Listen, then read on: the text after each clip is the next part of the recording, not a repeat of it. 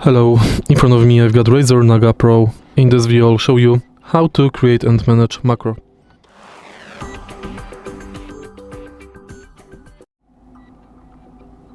In the beginning, let's go to Razer Synapse app and select Customize. Select button you would like to remap and select macro. Configure macros and now select function, delay, keyboard, mouse, macro, launch, run, more.